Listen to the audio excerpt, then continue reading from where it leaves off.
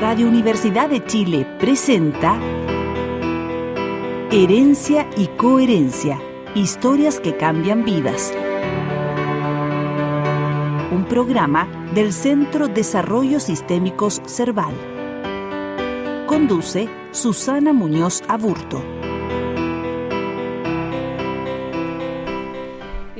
Bueno, buenas tardes.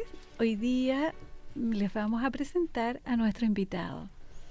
Él es Francisco Brugnoli Bailoni. Él es director del Museo de Arte Contemporáneo, el MAC, la Facultad de Artes de la Universidad de Chile. Buenas tardes, profesor. Gracias por aceptar nuestra invitación y bienvenido. Bueno, buenas tardes. Oye, bueno, gracias por traerme acá y darme la oportunidad de conversar contigo y con ustedes, pues, ¿no? Un gusto, ¿no? Gracias. Bueno, como hablábamos previamente, este es un programa que intenta abrir el espacio del recorrido de la persona tras el rol. Entonces, desde esa perspectiva, profesor, cuénteme, ¿cuál es su relación con el arte?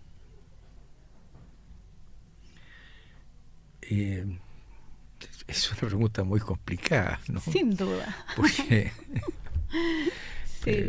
Muy complicada. Pues, es decir, uno tendría que empezar a indagar cómo entró en esto, o si tuvo oportunidad de decidir o no. Exacto. ¿No? Y tendría, digamos, que no solamente eso, sino que además qué desarrollo se impuso esta tarea. Ajá. O esta tarea le impuso a uno, ¿no? Exacto. Bueno, yo vengo de una familia italiana. Sí. Donde había dos hitos fundamentales, mis dos abuelos, ¿no? ¿Maternos? ¿Paternos? Mi abuelo paterno, Brugnoli, ¿no? Arquitecto, que llegó a Chile en 1875, ¿no? Y años después, ¿no? Llegó mi abuelo materno, el ingeniero Julio Bailoni, ¿no? Esto no es menor, ¿eh? Porque, es decir, hay una presencia muy fuerte entonces en cuanto al origen, ¿no? Sí. Se vive en una familia que yo llamaría mestiza, tal vez, y no me atrevo porque no creo que la palabra mestiza es una palabra que hay que resolver mejor, ¿no? Pero yo podría decir que yo estaba entre los porotos con rienda, ¿no? ¿Ya? Y el minestrone, ¿no? Okay. Podría decir entre el arrollado, ¿no es cierto? Y el prosciutto, ¿no? Okay. ¿Qué más podría ser entre la polenta uccellini y la cazuela, tal vez, ¿no es cierto? O el vitalo pobre, ¿no? Okay. Entonces, bueno, esa mezcla fue permanente, ¿no? Permanente. Absolutamente permanente, ¿no? Y desde niño yo creo que fui un niño un poco extraño, ¿no? Viví bastante con mi abuela paterna en el campo, pasé bastante largos periodos, digamos, ¿no? Ya. Y de alguna manera empecé, no sé en qué momento empecé, pero así fui, ¿no? Sí. Era un niño que no era muy comunicativo, ¿no? Ya. Que me gustaba mucho observar todo. Ajá. Y de pronto descubrí que ya más adulto, digamos, que me gustaban ciertas cosas, ¿no? Sí. Mi padre arquitecto, veía dibujar a veces en su oficina como dibujaban sus ayudantes, etcétera, ¿no? Y eso fue una cosa que me resultó atractiva, y de pronto empecé yo mismo a hacer cosas, qué sé yo, no sé cuándo, ¿no? ¿Cómo surge? Pero en el colegio era una cosa que me atraía, ¿no? Pero, digamos, cada vez que había claridad sobre esto, había una resistencia paterna muy fuerte, ¿no? Porque había un tío abuelo mío, ¿no? Que era un abogado en Italia. Ya. y que de pronto se dedicó a escribir, ¿no? Y había también estudiado arte y se dedicó a la escultura, pero sobre todo a la escritura.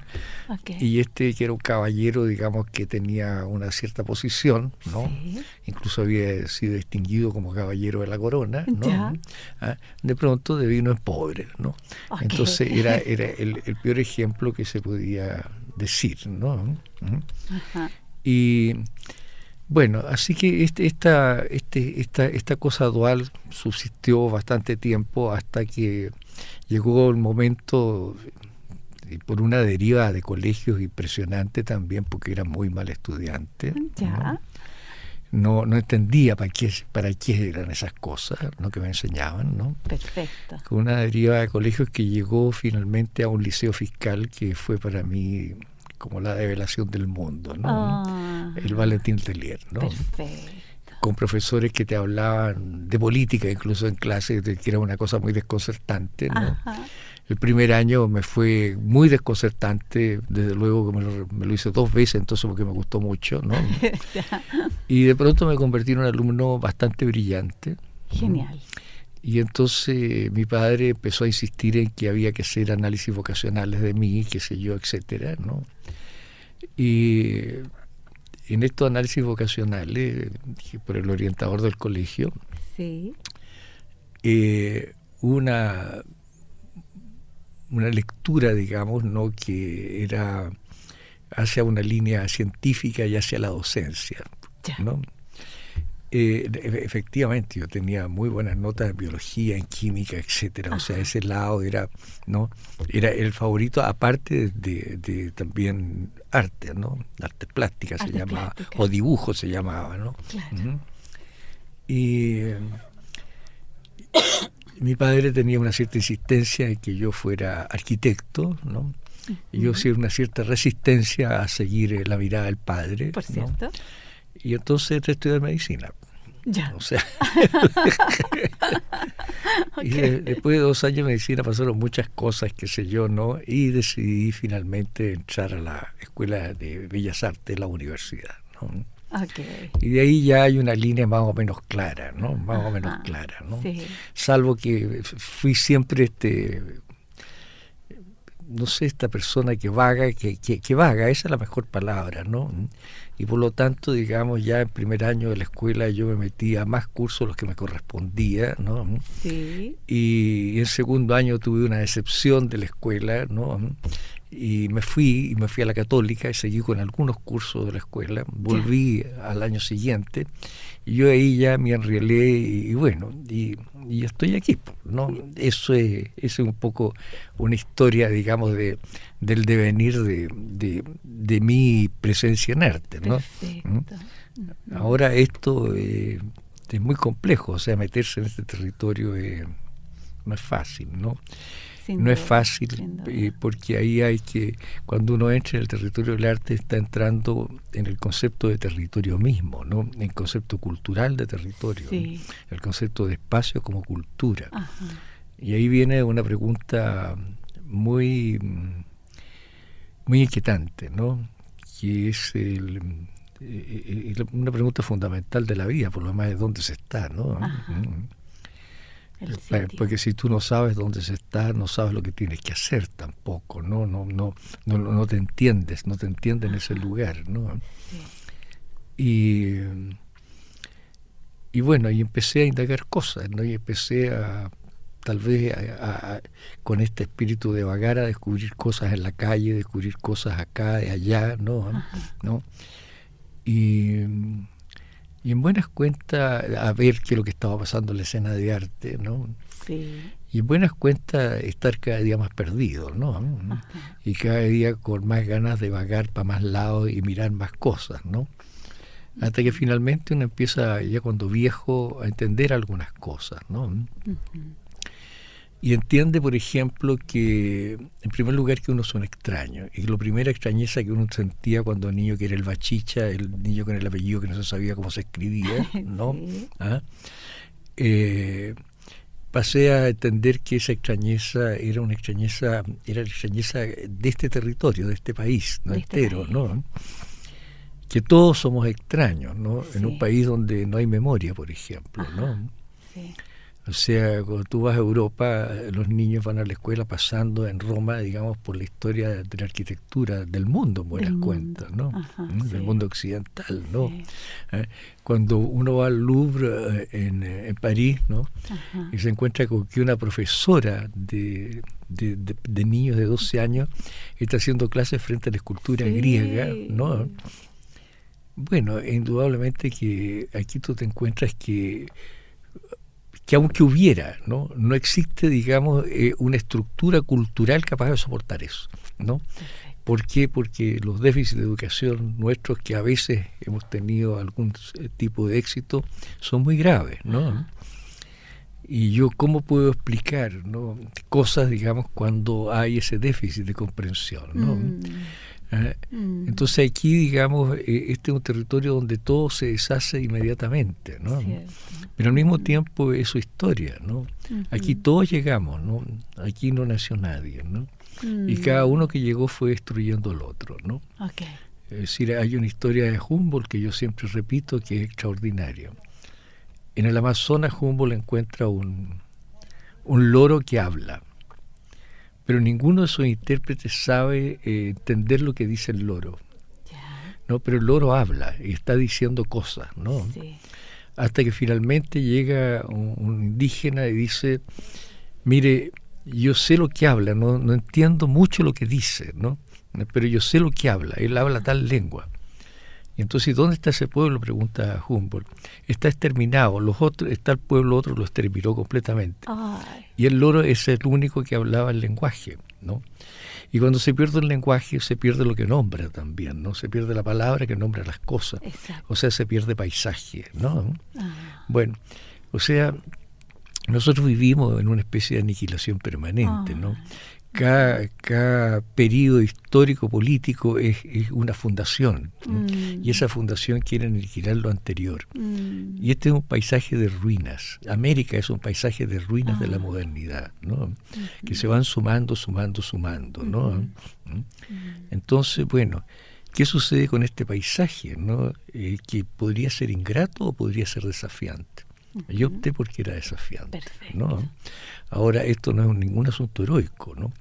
Porque en ese desafío mi trabajo de artista es un trabajo efímero, ¿no? O sea, no está hecho para justamente instalarse en la memoria y ser ningún tipo de paradigma. ¿Por qué? Porque en un país sin memoria, un paradigma es heroico, ¿no? Y resulta que los paradigmas, digamos, no dejan mirar alrededor, ¿no? Son unívocos en su captura de mirada, ¿no? Entonces, bueno, ¿no? entonces, digamos, la cosa tiene que ser de otra manera, ¿no? Tiene que ser estructural, tiene que sobrepasar un paradigma, ¿no? Bueno, eso es, ¿no? Pero al mismo tiempo descubrí, con las mismas contradicciones, mi trabajo de arte con el resto, que fue muy polémico en los inicios, ¿no? Muy polémico, de que un artista acá no tiene que dedicarse solo a la producción de su obra, tiene que trabajar en la espacialidad de la obra. Y eso es mi trabajo sostenido en la docencia, y eso es mi afán por el museo, eso fue la creación del taller de artes visuales, etcétera, etcétera, la carrera de arte del ARCIS, etcétera, ¿no? Esas son algunas de las cosas que hago en el sentido de la espacialidad, que es una palabra que me inventé, ¿no? Pero después he encontrado que se usa en algunos lugares, ¿no? Pero eso es, ¿no? Un poco, ¿no? No poco. Y en eso estoy, ¿no? No, es poco porque de todo eso, también todo eso suma nada, ¿no? En un territorio como este, ¿no? Pero, digamos, es lo que siempre hay que estar ahí, ¿no? Porque si no también, mira, a veces yo pienso que vivir aquí, no, en América, no es Chile, ¿no? En América, ¿no? En América es como estar adentro de una sopa espesa de chuchoca, ¿no? Y que si tú no te estás moviendo te traga, ¿no? Perfecto. Como la arena movediza. Es como una arena movediza, exactamente, te fijas, eso es, ¿no? Y he viajado por América, ¿no? Y me he metido en cosas y me he enamorado de pronto del desierto. Ajá. Y me he enamorado de la cultura atacameña de pronto, ¿te fijas? ¿No? Sí. Y he subido al Huayna Picchu en años que se podía aún subir arriba y he hecho muchas cosas, ¿te Ajá. fijas? Ujú. Y lo único que encuentro, digamos, cada vez más, ¿no? Es esa confirmación, digamos, de la ruina y algo maravilloso, ¿no? Que en medio de todo eso, ¿no? Que está cayendo constantemente, hay poesía. Crecen Y las que este es flores. no, hay poesía, Sí. poesía en el ser humano, Sí. ¿no? Y la naturaleza es una administración cultural, tú te la inventas, Ajá. ¿no? Ella existe salvaje, ¿no? Fuera de uno, ¿no? Ajá. Uno por necesidad, ¿no? Tiene que de alguna manera cultivar eso, o sea, convertirlo en cultura y lo convierte en paisaje. Cuando tú dices las flores, es paisaje, ¿no? Las flores son elementos salvajemente sensuales, ¿no? Son eróticos, pueden ser cualquier otra cosa menos el encanto de la flor, ¿no? Pero a nosotros nos encanta decir las flores, te fijas, pensando, digamos, en su colorido maravilloso, etcétera, te fijas, ¿no? En el desierto florido que fui este año, que no es la primera vez que estoy, ¿no? En el desierto florido, ¿no es cierto?, hay plantas atrapamoscas, ¿no? Que son obscenas incluso, ¿no? ¿No? Curiosamente, ¿no? Y eso es parte también de todas esas flores maravillosas de todos colores. Está en el mismo contexto, es del mismo universo, pertenece al mismo mundo, ¿no? ¿No? O sea, pero esas son las cosas que no queremos ver. Y cuando las queremos ver, no son paisajes. ¿Y la poesía de las ruinas, profesor? La poesía de las ruinas es estar ahí. Es estar ahí. Es estar ahí, o sea, sí, pero en ese sentido para mí es equivalente Machu Picchu a las ruinas, ponte tú, de una acería o refinadora de materiales que hay cerca de Talagante, ¿no? Y que están abandonadas, ¿no? O de la estación Las Chilcas, de la estación de ferrocarril, ¿no? La poesía es el hecho, digamos, de una habitabilidad perdida, ¿no? Por lo tanto, que no es incapaz de decirnos. Cuando llegó Cortés a, ¿cómo se llama?, México, se encontró con una ciudad enorme, en que no había nadie, en la que no había nadie. Y le preguntó a sus guías qué es lo que era eso, y los guías le dijeron, no sabemos. Pero ¿cómo? ¿Y cómo se llama esto? Tampoco sabemos. Se le dice Teotihuacán, que significa aquí nacen los dioses. Eso es, ¿te fijas? Ahí nacieron los dioses en el misterio, ¿te fijas? Tal vez esa es la poesía, nada más, ¿no? Un fierro oxidado botado en el suelo, alguien lo tomó, alguien lo dejó. Ahí está, te fijas, ¿no? En las huellas que esas cosas tienen, ¿no? Pero que nunca vamos a poder develar completamente, ¿no? Sin duda. La poesía no tiene significado, ¿no? En el sentido habitual de la palabra, porque fuerza lo significante, ¿no?, a un grado mayor de expresión, ¿no? Y nos desafían a nosotros, y en ese espacio que queda entre el sentido común de la palabra, ¿no?, y la ampliación de la poesía, esa es la poesía. Ese está, ¿no? Eso te lo tienes que asumir tú. Perfecto. ¿No? Y a veces cuesta, ¿no? No porque sea difícil leerlo, también a veces no, sino porque lo que te deja, ¿no?, es difícil, ¿no? Es difícil de asumir, porque es inédito, porque es algo que la palabra no alcanzaba a nombrar. Perfecto. Claro, y eso tiene mucho que ver con América. Yo creo que las tendencias que llegan a América, así como las lenguas, ¿no? Sí. A ver, mira, Neruda decía que a España había que agradecerle su lenguaje. Y lo decía principalmente en un sentido geopolítico, porque decía, por primera vez América puede reconocerse en una misma habla, ¿no? ¿No? Antiguamente eran distintas lenguas que poblaban todo el territorio, ¿no? Pero había otra cosa más, ¿no? Que el español es una lengua riquísima. tal vez la lengua más rica que existe, no he hecho comparaciones, no estoy consciente, pero tiene un vocabulario extensísimo, tiene posibilidades de relaciones de palabras que son riquísimas. Múltiples, sí. ¿No? Eso quiere decir que tú tienes una ampliación de mundo en cuanto a las cosas que puedes nombrar con el español. Okay. ¿No? O sea, América creció también en ese sentido con el español, habría crecido, ¿no? Pero sucede otra cosa, ¿no?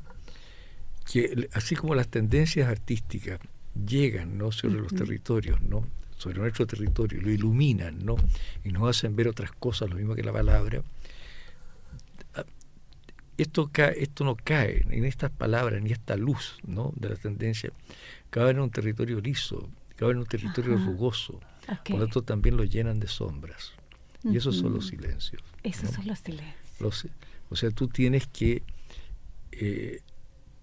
esas sombras son el desafío de los artistas. Ese es el espacio del trabajo de arte. El espacio del silencio. El espacio de la sombra. Y de la sombra. Eso es lo que te puedo decir, no sé qué más. Perfecto. Sí. Profesor, ¿y el tiempo? La vivencia del tiempo. El tiempo en el cuerpo, la corporalidad y el tiempo. Bueno, el tiempo... En un país sin memoria el tiempo casi no tiene significación. Uno lo tiene que asumir biológicamente en su autodestrucción día a día, sí, nada más. Pero eso también te habla de la coherencia entonces entre un cuerpo, digamos, y una obra que no tendría por qué permanecer, ¿no? Sí. A mí me gusta mucho la poética de los arquitectos de la escuela de la Universidad Católica de Valparaíso, ¿no? Sí. Ellos hacen casas precarias que se van a destruir, ¿no? ¿No? Y vuelven a hacer la casa, ¿no? Y otra casa, etcétera, ¿no? ¿No? Y esas casas no miran el mar, que es de donde llegó la palabra, ¿no? Ya.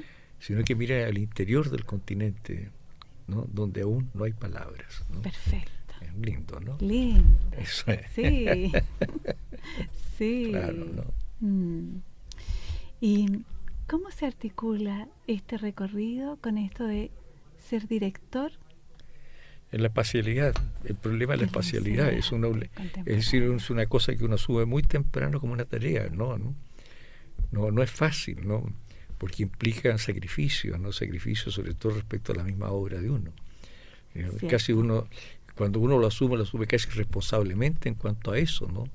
De pronto se da cuenta, digamos, de que está absolutamente sumido, ¿no?, en resolver esa tarea, ¿no?, sobre todo en las condiciones precarias del país. O sea, un museo en este país es una cosa fantástica, ¿no? Es surrealista. ¿A quién se le ocurre en un país sin memoria instalar un museo, ¿no? Y esa es la realidad presupuestaria de los museos, pues, ¿no? Precaria. O sea, es decir, absolutamente insuficiente. O sea, claro, ¿no? Sí. O sea, eso, y yo creo que nosotros batimos el récord en ese sentido. O sea, no creo, ¿no? Está demostrado que batimos el récord de pobreza que tiene.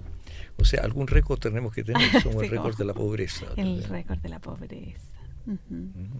Sí. Eso es la tarea en el museo. Y mi tarea en la docencia es la misma cosa, ¿no? Bien. Profesor, vamos a ir a una pausa y vamos a volver en unos momentos más. Ok, como tú quieras.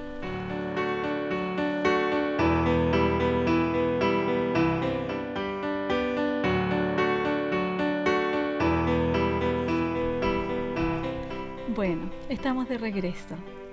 Y en este regreso, profesor, quisiera preguntarle sobre los vínculos humanos.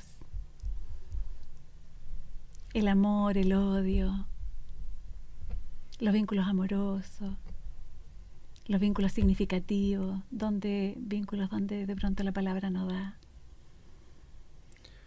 Es decir, yo creo que la palabra nunca da suficientemente, ¿no? Cierto. Pero, a ver, tú me preguntas por amor, ¿no?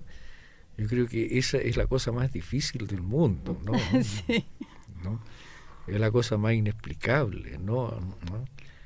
Y no sé, digamos, a mí ya la palabra me da temblores, ¿me entiendes? No.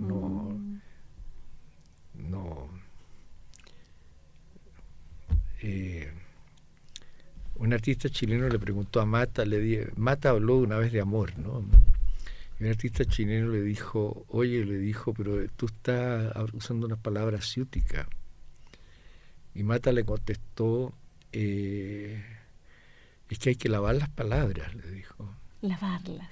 Las palabras hay que lavarlas, ¿no? Ajá. Yo diría que hay que reinventarlas, ¿no? Sí, Si hay una palabra manoseada y estropeada es esa, ¿no? Amor, ¿no? Ajá. Desde las galletas amor para arriba, ¿no? Ajá.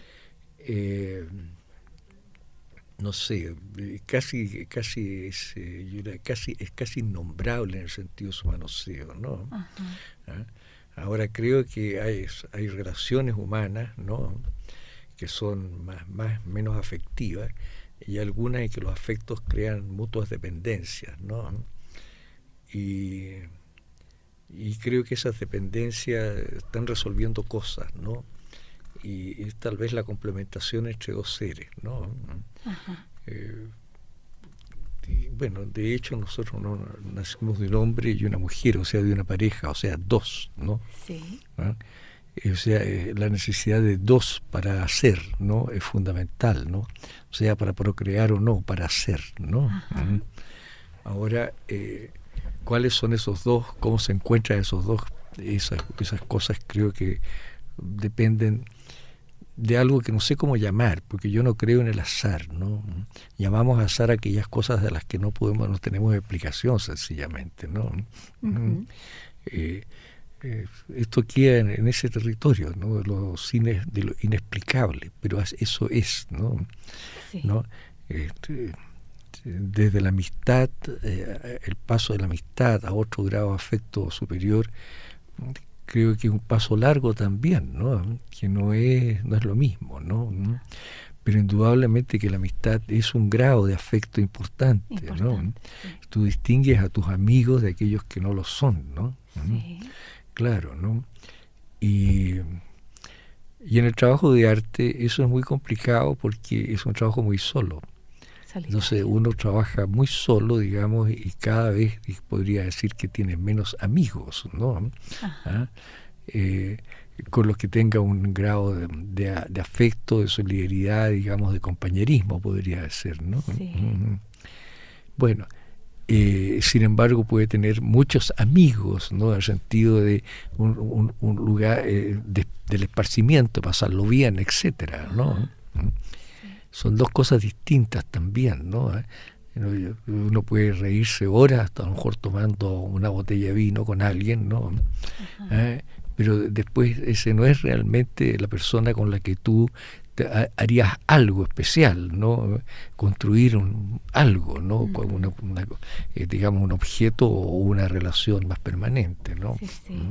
Bueno, creo que esa palabra es muy compleja, ¿no? Tan compleja, digamos, como la odiosidad es también, ¿no? Pareciera ser que ahí va la cosa es más clara, ¿no? Ajá. Porque también nosotros tenemos ese origen bestial, ¿no? De territorios, ¿no? Uh-huh. Y esto hace, digamos, que consideremos que hay ciertos espacios que no pueden ser invadidos, ¿no? Y cuando tú sientes que hay una invasión, ¿no? Opera, digamos, como la defensa de la fortaleza, ¿no? Medieval, ¿no? Exacto. Entonces, ahí encuentras algo que tú podrías decir, esa es una amenaza, ¿no? Sí. Y un amigo no te amenaza, ¿no? Un amigo no te amenaza, ¿no? Y los celos también existen en ese sentido, y ahí vienen los ataques, ¿no?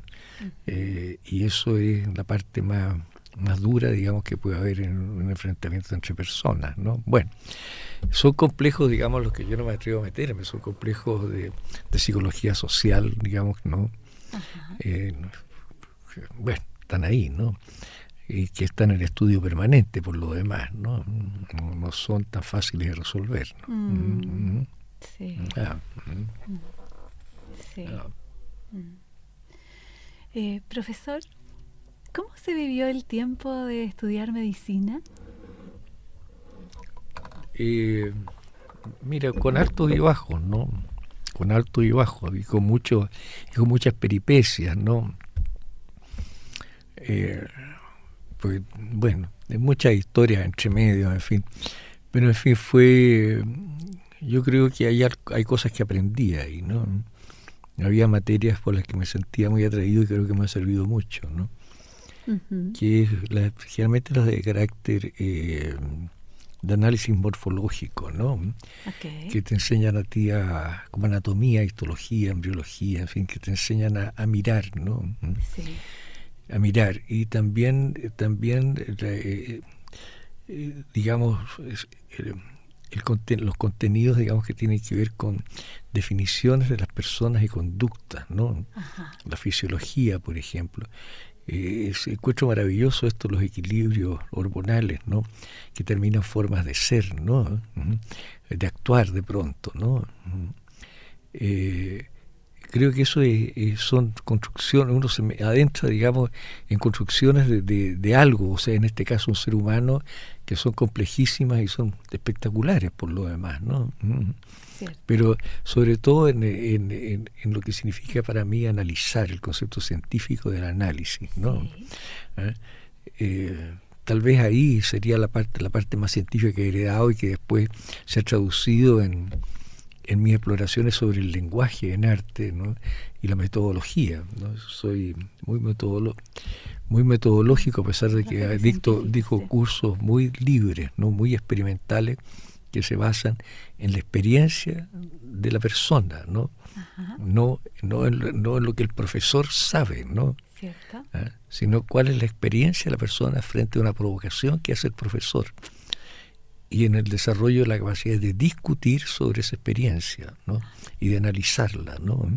Bueno, son experiencias indudablemente con materialidad, son experiencias con espacios determinados, no determinados, o creación de espacios, etcétera, ¿no? Bueno, no podría explicar todo un programa de curso aquí, ¿no? Sería una lata, ¿no? Sí. Y su madre, profesor. ¿Usted qué número de hijo es? Yo soy el mayor de 3. El mayor de 3. Somos un artista, un arquitecto y una artista. Un artista, un arquitecto y un artista. Somos 3, ¿no? Mi hermano arquitecto desgraciadamente falleció. Yo vengo de una familia de arquitectos muy antigua, ¿no? Desde antes la llegada de mi abuelo en Italia, ¿no? Okay. Y yo he tenido 4 hijos y los 4 arquitectos, ¿no? Okay. Tengo un sobrino arquitecto y tengo un nieto arquitecto, ¿no? Imagínese. Claro, mi padre tenía un hermano arquitecto, ¿no? Bueno, esa es un gen, un gen que se porta extrañísimo, ¿no? Y que se va como... Se va. Lo curioso es que en Italia dejó de producirse en la familia. Parece que mi abuelo se lo trajo a Chile. Se lo trajo a Chile, el gen. Bueno, eso ahora tú preguntas de mi madre, de su ¿no? De su madre. Bueno, mi madre, también es una cosa curiosa. El apellido paterno viene de la Toscana, del norte de la Toscana, cerca del mar, un lugar con un clima maravilloso, ¿no? Ajá. Y con un paisaje realmente increíble, en que la cordillera está muy cerca del mar, ¿no? Toda esa costa de la Riviera italiana, que es realmente extraordinaria, ¿no? Y por otra parte, mi madre viene del polo opuesto, viene de las montañas, de los Alpes, ¿no? Viene de Trento, ¿no? De Trento. Entonces, por ese lado tengo algo de alemán también, okay. de austríaco, ¿no? Claro, ¿no? Bueno, entonces de esa mezcla hemos nacido los 3, ¿no? Una mezcla especial, ¿no? Especial. Y bueno, mi madre era hija de este ingeniero y ella realizó estudios universitarios de asistente social, okay. Que ejerció, digamos, incluso cuando yo era niño, ¿no? Bueno, después ya con 2 hijos más ya no ejerció, ¿no? Uh-huh. Y ya cuando los hijos fueron grandes ya volvió a ejercer, ¿no? Genial. Y una persona longeva, murió cerca de 100 años, ¿no? Okay. Y madre italiana, ¿no? Que eso tiene un significado especial, ¿no? Las madres mediterráneas son muy fuertes, ¿no? Okay. Son de carácter muy fuerte y digamos muy dominante también, ¿no? Bueno, pero fue una madre, digamos, que finalmente nos crió a los tres. Llegamos a ser adultos, es decir, adultos autoválidos, ¿no? Autovalentes, sí. Autovalentes, ¿no? Sí. Bueno, y además nos inculcó todo lo que es porque la casa de mi madre, a ver, mi abuelo paterno se casó con una señora chilena, de una familia antigua chilena, ¿no? Ya. Entonces de ahí viene todo lo que es la parte de comida chilena y de costumbres chilenas. Del lado de mi madre, mi abuelo se casó con una hija de un italiano, ¿no? Que estaba en Chile ya, ¿no? Por lo tanto, acá la cosa italiana era muy fuerte, ¿no? Y ahí viene todo y fue muy fuerte en nosotros desde niños, ¿no? Las comidas italianas, las costumbres italianas, la manera de vivir, ¿no? A pesar de que ninguno de los tres aprendió a hablar italiano en su casa, aprendimos a hablar italiano después, ¿no? Ya. Bueno, eso es lo que te puedo decir de mi madre, ¿no? Sí. ¿No? Sí. ¿Quién más? No sé, esa señora de fuerte carácter, ¿no? Fuerte carácter. Sí, muy fuerte carácter, ¿no? Que le gustaba vivir sola, ¿no? Incluso de edad, digamos, nunca se quiso vivir con ninguno de sus hijos, ¿no? Ya. Ahí murió en su casa y en su cama. Y en su cama. Claro. Sí. Exactamente. Sí. Y la vivencia, profesor, de la pérdida de su madre. Mira, la vivencia más fuerte para un hombre no es la muerte de los padres, ¿no? Porque eso eso lo acepta como un hecho natural, ¿no? Ya. La vivencia más fuerte es la muerte de un hijo, ¿no? Sí. Porque eso es antinatural. Y mi hijo mayor falleció, ¿no? Y eso es ahí hay una terribilidad en lo inexplicable, ¿no? En el absurdo, ¿no?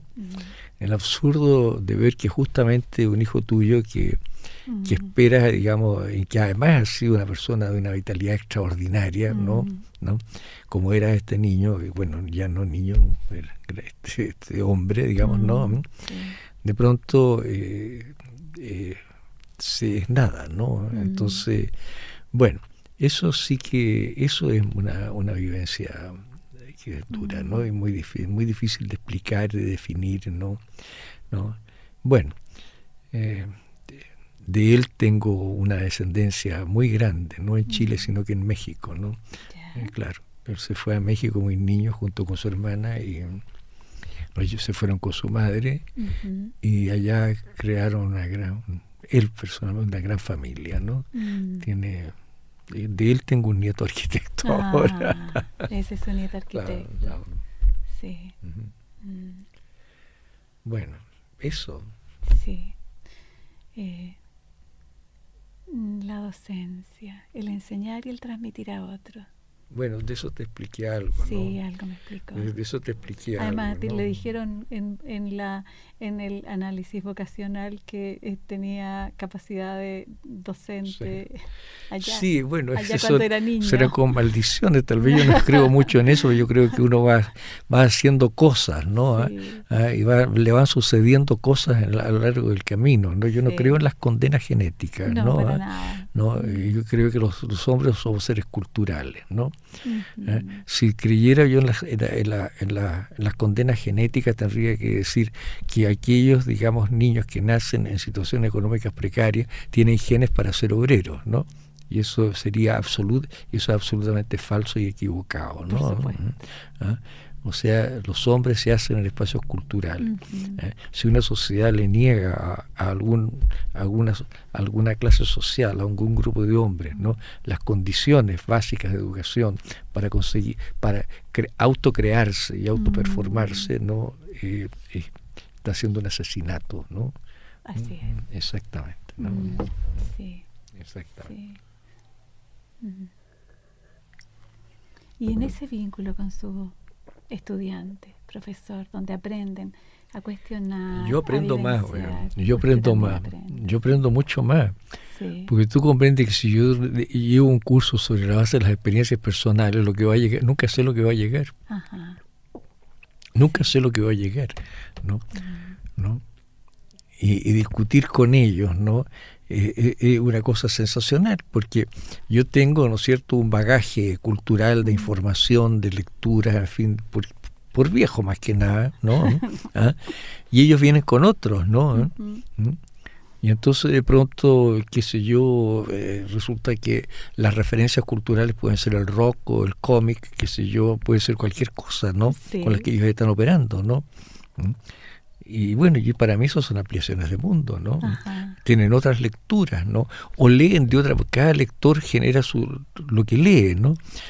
Entonces podemos leer a lo mejor el mismo libro y de pronto tener una posición completamente distinta respecto al sentido del libro, ¿no? Bueno, son ese tipo de cosas, digamos, son espectaculares, son una gran oportunidad, ¿no? Uno corre bastante riesgo también con eso, ¿no? Porque está constantemente desafiado, ¿no? Ajá. Bueno, pero eso es el espacio de América también, ¿no? Es el espacio del desafío permanente, ¿no? Uh-huh. Aquí todo es posible, ¿no? Y eso asusta, ¿no? Es mejor irse a otros lugares donde, mira, cuando yo fui a Francia por primera vez, sí, llevaba una carpeta de grabados míos y de otros colegas debajo del brazo. ya. Y llego a un hotelito donde estaba alojado, por donde me habían ubicado, era una invitación especial, ¿no? Ajá. Y en el hotel me preguntan si yo soy artista. Me extrañó ya la pregunta, le dije que sí, me sentí incómodo, incluso Ya. artista, ¿qué tipo se nos viene a meter aquí? ¿No? ¿Y usted trae trabajo suyo? Y sí, ¿lo podemos ver? Ya, sí, no entendí nada, ¿no? Uh-huh. Y entonces entramos al comedorcito del hotel, ¿no? Y abrí la carpeta y miraban así, pero qué interesante, la gente del hotel, ¿no? Ya. ¿Eso sucede en Chile? ¿En alguna parte? No, bueno. Eso en Estados Unidos llegué a la casa de un amigo escultor que conocía, norteamericano. Pero tú traes trabajos tuyos, sí, vengo con unos grabados, qué sé yo, no solamente míos, ¿no? Y me dice, ¿por qué no?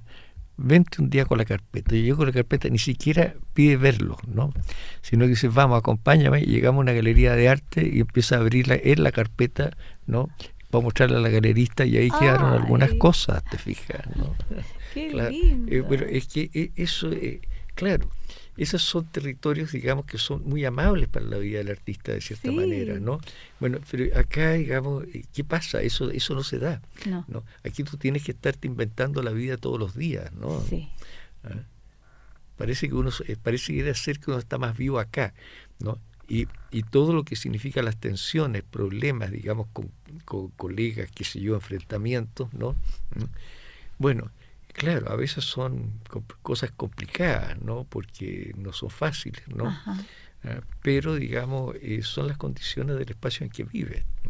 Y si tú te has quedado acá y no has migrado, ¿no? Bueno, quiere decir que estás dispuesto a trabajar con ese espacio. Exactamente. Claro, ¿no?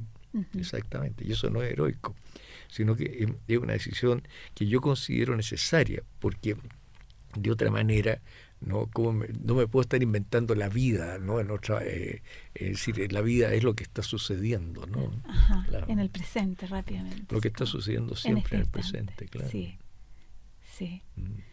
Sí, quizás ahí es como que entramos en este presente, ¿no? Puede ser, sí, claro, ¿no? Bueno, uno está obligado a estar siempre en el presente, ¿no? Además que la cultura actual te obliga a eso, ¿no? Es una cultura sin pasado, sin futuro, ¿no? En la futura del consumo, ¿no?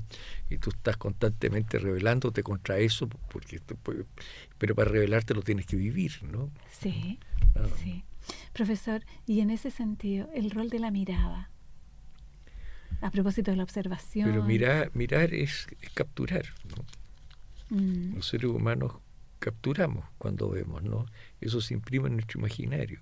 Eso nos permite ver de nuevo a esa cosa, reconocerla en otro lugar, ¿no? O sea, ampliar el ángulo visual es ampliar el mundo, ¿no? Sí. Esa es la mirada, ¿no? Esa es la mirada, ¿no? Esa es la mirada necesaria si tú quieres vivir en el mundo, ¿no? Sí. El mundo es una construcción cultural, está llena de información cultural, ¿no? Y si tú no entiendes, ¿no?, esa información cultural, no entiendes el grupo social o el grupo generacional con que te correspondió vivir. ¿Me entiendes? ¿Cierto? Y la observación.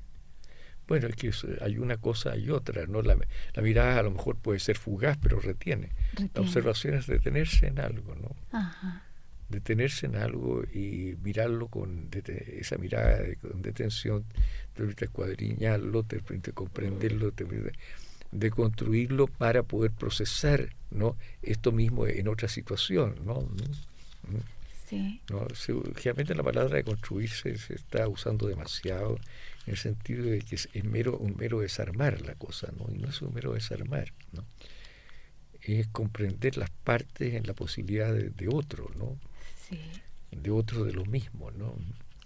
Cuando yo hacía clase en arquitectura, les hacía a mis alumnos un ejercicio que se extrañaban mucho. Un día incluso se enojaron conmigo, ¿Ya? ¿no? Les decía, hagan un cubo que no sea un cubo. ¿Ya? ¿No? Bueno, un problema. ¿Cómo hacer un cubo que sea cubo pero que no sea cubo, ¿no? Ajá. Bueno, tienes que resolverlo. Eso es de construir. Eso es de construir. No. Sí. No. En la paradoja. Sí. Es que no es nuevo eso, ¿no? Eso se ha hecho históricamente, ¿no?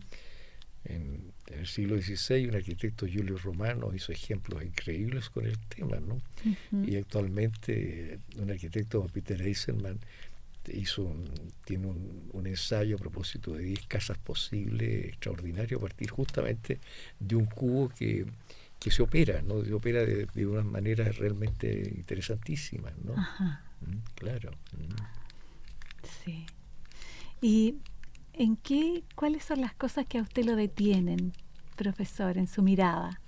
Esto de la observación es No, es detenerse que eso, frente a... si uno está atento, digamos, va a estar atento a algo que es muy importante, que se llama asombro. El asombro. Si tú pierdes la capacidad de asombro, estás muerto. Ah. O sea, si ya quiere decir que no hay nada nuevo para ti y la única posibilidad que tú tienes es mejor ponerte horizontal, o sea, en la quietud absoluta y morirte. Ok. Sí, eso, no tienes otra posibilidad. No tienes otra posibilidad más que colocarte en posición horizontal y morirte. Exactamente. Sí.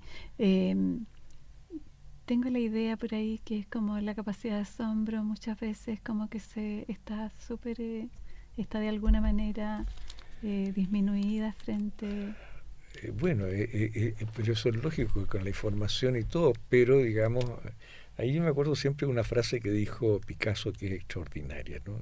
Sí. Yo no busco, encuentro. Exactamente. ¿Cuál es la diferencia? ¿No? La búsqueda puede ser sistemática, ¿no? Y puede ser absolutamente útil, ¿no? Ajá. Perseguir un objeto, un objetivo, porque significa, digamos, que yo pongo toda mi atención, digamos, y mi destreza, ¿no?, en algo que en la medida que lo consigo, adquiero esas destrezas, ¿no?, que puedo operar, ¿no? Ajá. Pero el asombro es el que permitió descubrir la penicilina. Claro. El asombro son las cosas que suceden de pronto en eso que llamamos azar, que no es azar, ¿no? Ajá. Porque si lo miramos, quiere decir que de alguna manera ya lo teníamos, ¿no? Pero estaba reprimido tal vez, o no podía, o algo nos impedía reconocerlo, ¿te fijas? ¿No? Perfecto. ¿No? Claro. El asombro es eso, ¿no? O sea, el asombro no es que uno anda buscando asombrarse tampoco, porque eso ya no es asombro. Eso ya no es asombro. Pero cuando te sucede algo, tratar de, si uno en ese algo ese algo te dice algo más, ¿no? Hay que aceptarlo, te fijas, uno entra ahí en ese territorio, ¿no? Perfecto. Bien, profesor, estamos en un momento de cierre.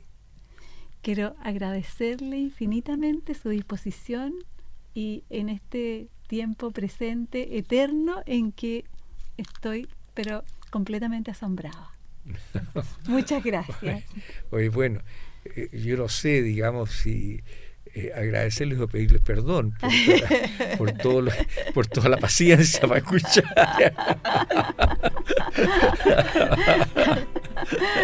Bien, gracias, Bueno, gracias profesor. a ustedes. Bueno, Susana, profesor, les queremos contar que el próximo sábado nuestro programa va a las 15 horas, de manera excepcional, para que nos acompañen ese día. Muchas gracias.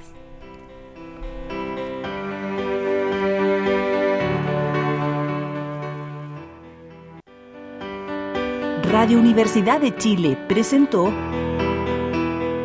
Herencia y Coherencia, historias que cambian vidas. Un programa del Centro Desarrollos Sistémicos Cerval.